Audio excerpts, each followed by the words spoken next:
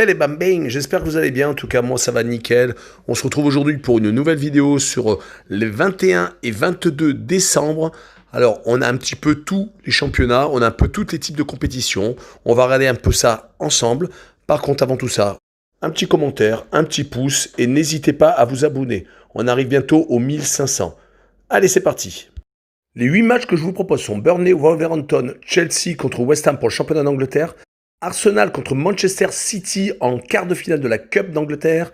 En Espagne, le Real Sociedad affronte l'Atlético de Madrid, un gros choc. Valence contre Séville. En Allemagne, deuxième tour de Coupe d'Allemagne, Augsbourg contre Leipzig. Et enfin, en Italie, Crotone contre Parme et deux équipes qui se détestent, la Juventus contre la Fiorentina. Commençons avec la 14e journée en Angleterre. Burnley reçoit Wolverhampton. Le 18e reçoit le 10e. À domicile, Burnley, en 5 réceptions, c'est une victoire, un nul et 3 défaites. Par contre, Wolverhampton à l'extérieur, sur 6 déplacements, 3 victoires et 3 défaites. De son côté, Wolverhampton sort de 4 matchs assez compliqués. 2 déplacements à Liverpool et Arsenal. Ils se sont tout de même imposés à l'Emirates, 2-1. Par contre, ils ont réceptionné 2 équipes, Aston Villa en premier où ils se sont inclinés, et ils ont battu Chelsea, et mettant fin à une série de 14 défaites des hommes de Lampard. Je vois donc une victoire de Wolverhampton à Burnley avec des cotes de 2 à 2,20, avec un score de 1-0, 5,50 à 5,70, et je vois la combinaison Wolverhampton et moins de 2,5 buts sur le match, 3,60 à 3,80. Passons au deuxième match, Chelsea contre West Ham. Le 8e reçoit le 9e. À domicile, Chelsea en 6 réceptions, c'est 3 victoires seulement. À l'extérieur, West Ham, c'est quasiment le même bilan, 6 déplacements et 3 victoires aussi. Il est à noter que dans les 2 dernières confrontations directes, l'année dernière, à l'aller et au retour, West Ham s'est imposé contre Chelsea. Je peux rajouter qu'après 14 matchs sans défaite, Chelsea vient de s'incliner 2 fois consécutivement à Wolverhampton et à Everton. Du côté de West Ham, c'est pas mal sur les 6 derniers matchs. Ils se sont imposés 4 fois, fait un nul et une défaite. Manchester United était venu s'imposer chez les Hammers. West Ham, c'est quand même assez solide à l'extérieur. Ils se sont imposés à Leeds, à Sheffield United et à Leicester, arrivant également à accrocher Tottenham chez lui, 3 buts partout. Je finirai en disant que Chelsea a tendance à toujours s'imposer contre des équipes de moindre calibre, et West Ham, lorsqu'il se déplace chez des gros comme Arsenal, Liverpool et également Everton en Cup, ils ont tendance à s'incliner. Je vois donc une victoire de Chelsea, avec des cotes de 1,30 à 1,40, avec un score de 2-1, 6,25 à 6,75, et je vois Chelsea combiné à plus de 1,5 but sur le match, de 1,40 à 1,50. Continuons avec un match de Coupe d'Angleterre, un quart de finale entre Arsenal et Manchester City. Très compliqué à pronostiquer ce genre de match car on ne sait jamais quel type d'équipes sont alignées sur le terrain. Arsenal risque de mettre son équipe type pour essayer de retrouver une bonne dynamique après ses 2 défaites contre Burnley et Everton et son match nul contre Southampton sur les 3 derniers matchs. De son côté, Manchester City risque sans doute de faire tourner car la Ligue des Champions plus les matchs à répétition ont sans doute éprouvé leur effectif.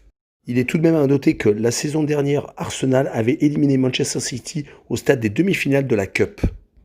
Mais chaque saison sont différentes et je vois tout de même Manchester City s'imposer à Arsenal avec des cotes de 1,50 à 1,60. Avec un score de 2-1, des cotes de 6,25 à 6,75 et je verrai un plus de 2,5 buts sur le match de 1,35 à 1,45. Passons à l'Espagne avec la Real Sociedad qui est second au classement avec 15 matchs, reçoit l'Atlético de Madrid qui est premier mais avec seulement 12 matchs. Il est à noter qu'à domicile, en 7 réceptions, la Real Sociedad c'est 3 victoires, 3 nuls et 1 défaite et 4 petits buts encaissés.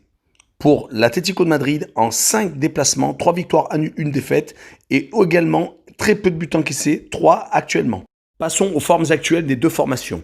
La Real Sociedad ne gagne plus, il reste sur 2 défaites consécutives en championnat à Levante et au Barça, et avant ça, ils avaient réalisé 6 matchs nuls, toutes compétitions confondues. Leur dernière victoire remonte à la victoire à Cadix, à la 10e journée, le 22 novembre, 1-0.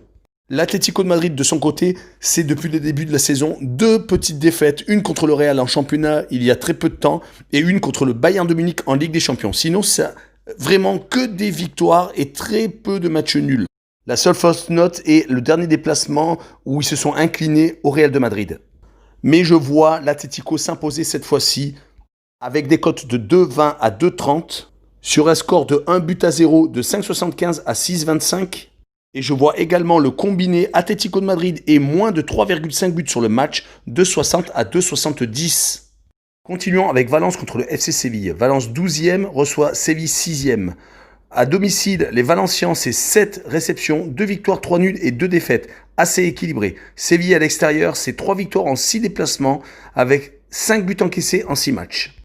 Pour Valence, c'est assez compliqué actuellement. Même s'ils viennent de réaliser 2 buts partout au Barça, ils ont du mal à s'imposer tout court. Leurs faits d'armes sont contre les gros, contre le Real de Madrid, mais c'était le 8 novembre où vous avez gagné 4 buts à domicile. Ils s'étaient tout de même inclinés contre l'Atlético à domicile également. Ils font beaucoup de matchs nuls. Pour le FC Séville, par contre, c'est très très bon à l'extérieur. Sur les 5 derniers déplacements, 5 victoires, toutes compétitions confondues. Coupe d'Espagne, Ligue des Champions et championnat compris. Par contre, à domicile, leur dernière victoire remonte au 21 novembre contre le Celta Vigo. C'était lors de la 10e journée. Je vois donc une victoire de Séville à l'extérieur de 1,80 à 1,90 avec un score de 2 buts à 1, 7,25 à 7,75. Et je vois Séville marquer plus de 1,5 buts à l'extérieur de 1,90 à 2. Passons à la Coupe d'Allemagne avec le deuxième tour, Augsbourg qui reçoit Leipzig. À domicile, Augsbourg, c'est très compliqué. Il reste sur 2 défaites contre Francfort et Hertha Berlin et 2 matchs nuls contre Schalke et Fribourg. Leipzig, de son côté, c'est très solide. Leur dernière défaite remonte contre le Paris Saint-Germain le 24 novembre. Ils alternent vraiment beaucoup de victoires, des fois à l'extérieur comme à Başakşehir et à Hoffenheim. Et à domicile, ils battent le Werder de Brême, Manchester United, Arminia Bielefeld, le Paris Saint-Germain, Fribourg. Donc je vois une victoire de Leipzig de 1,40 à 1,50 avec un score de 2 buts à 0, 6,75 à 7,25. Et je vois Leipzig marquer plus de 1,5 buts à l'extérieur de 1,40 à 1,50. Passons au championnat d'Italie avec Crotone 20e qui reçoit Parme 15e. À domicile, en 6 réceptions, c'est une seule petite victoire pour Crotone. Pour Parme à l'extérieur, 6 déplacements, une seule petite victoire et 15 buts encaissés. Pour les Parmesans, c'est 3 victoires, 6 nuls et 2 défaites sur les 11 derniers matchs. Mais il reste tout de même sur une défaite à domicile contre la Juventus, 4 buts à 0. On voit donc un match nul entre ces deux équipes de 3,10 à 3,20 avec un score de 1 but partout de 5,60 à 5,70. Et je vois la double chance N2 de 1,30 à 1,40. Finissons avec Juventus contre la Fiorentina, deux équipes qui ne s'aiment pas du tout. La Juve 3e accueille donc la Fiorentina 16e. À domicile, la Juve c'est 4 victoires et 2 matchs nuls en 6 matchs. 3 petits buts encaissés, donc 0,5 buts de moyenne. La Fiorentina à l'extérieur c'est 0 victoire en 6 déplacements, 2 matchs nuls et 4 défaites. 13 buts encaissés, donc plus de 2 de moyenne. Pour le bilan de la Juve actuellement, depuis leur défaite contre le Barça le 28 octobre, 2 buts à 0 en Ligue des Champions, ils sont sur 12 matchs sans défaite, donc 3 petits matchs nuls. Dont le dernier contre l'Atalanta, 1 but partout.